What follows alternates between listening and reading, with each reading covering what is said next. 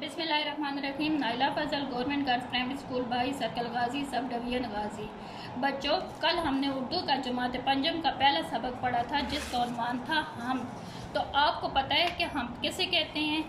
जी बिल्कुल, ऐसी नज़म जिसमें अल्लाह ताला की तारीफ़ बयान की जाए उसे हम कहते हैं।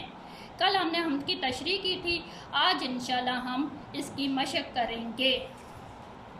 सबसे पहले हमारे पास है कि आप अपनी कापियाँ और पेंसिल निकाल लें और साथ साथ नोट करते जाएं ताकि आपको याद करने में आसानी हो। सबसे पहले है सवाल नंबर 1, दर्ज झैल सवालात के जवाबात दें। पहला सवाल है, इस नज़म को हमद क्यों कहा गया है? आप लिखें, इस नज़म को हमद इसलिए कहा गया है कि इसमें अल्लाह ताला की तारीफ़ बयान की गई है।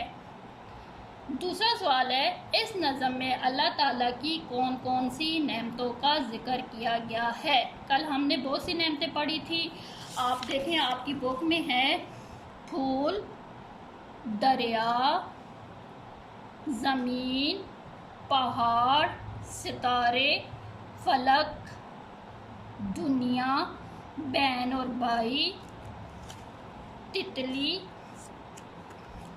जुगनू, दिमाग, यानी ये सारी अल्लाह ताला की नेमतें हैं। तो आपने अपनी कॉपी पे साथ साथ नोट करना है।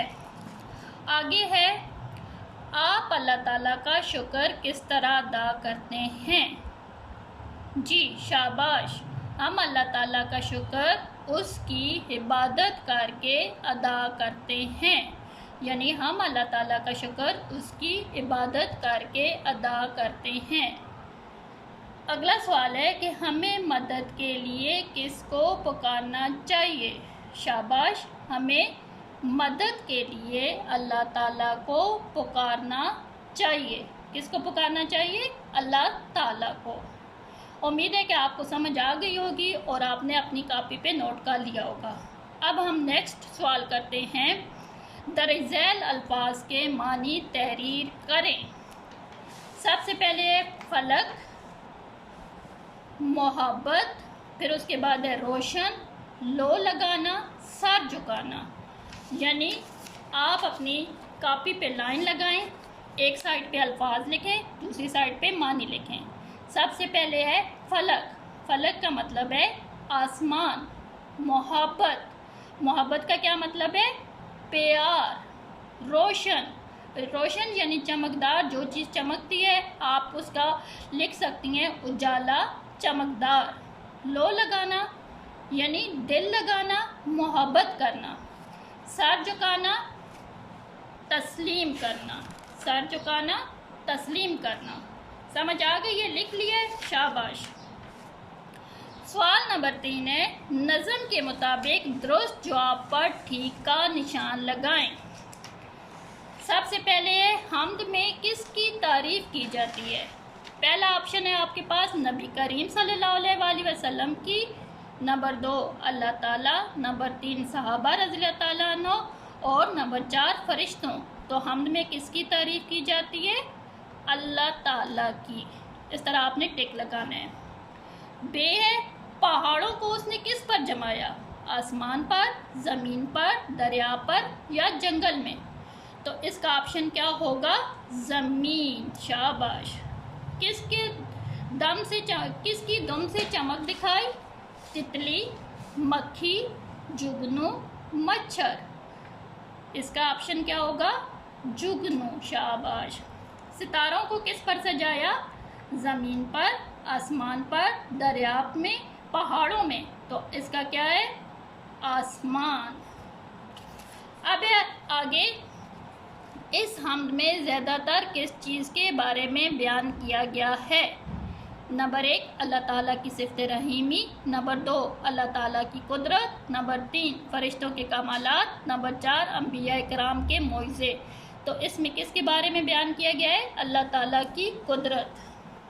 अब सवाल नंबर 4 है, वो इसम जो अपने लफ्ज़ से ताल्लुक़ रखने वाली शय को ज़ाहिर करे जिसमें किसी शय की खसूसियत या किसी चीज़ की अच्छाई या बुराई ज़ाहिर होती है, जैसे शान वाला, ज़हीन, खूबसूरत, लंबा, छोटा वगैरह, इसमें सिफ्त कहलाते हैं। ان الفاظ کی مدد سے ہم مذکورہ اسم کے بارے میں اچھی طرح جان جاتے ہیں. مثلاً بڑی شان والا ہمارا خدا ہے. تو اس میں صفت ہے، وہ ایک ذہین لڑکا ہے. اس کی صفت کون سی بیان ہوئی ہے؟ لڑکے کی ذہین. باغ میں خوبصورت پھول ہے، یعنی خوبصورت اس کی صفت ہے. دیے گئے جملوں میں شان والا، ذہین اور خوبصورت اس میں صفت ہیں. مدرجہ ذیل اسما کو اپنے جملوں میں استعمال کریں. سب سے پہلے ہے چمک، ٹھنڈا، چھوٹا، خوبصورت، تیز.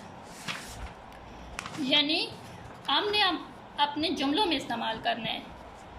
چمک، سورج پوری طرح چمک رہا ہے.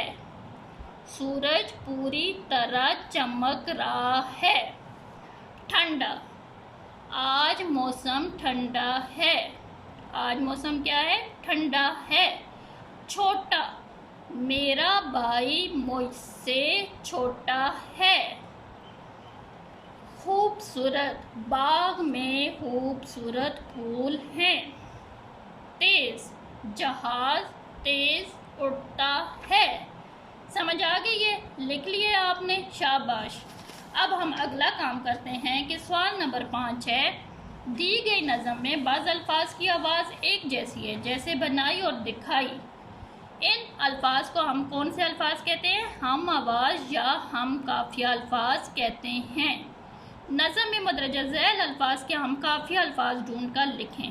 نرالی، چہکے، اجالا، پکائے، لگایا. سب سے پہلے ہے نریالی. نرالی کا کیا ہوگا؟ ہریالی. لکھ لیے؟ چہکے کون بتائے گا؟ شاباش. مہکے. اجالا، اجالا کا کون بتائے گا؟ مالا. پکائے، لگائے، لگایا، اگایا. شاباش. اب اگر کسی کام کا کرنا، ہونا یا سہنا گزرے ہوئے زمانے میں پایا جائے تو اسے زمانہ ماضی کہتے ہیں. یعنی جو کام ہم گزرے ہوئے زمانے میں کرتے ہیں اسے زمانہ ماضی کہتے ہیں. مثلاً علی نے حمد پڑھی.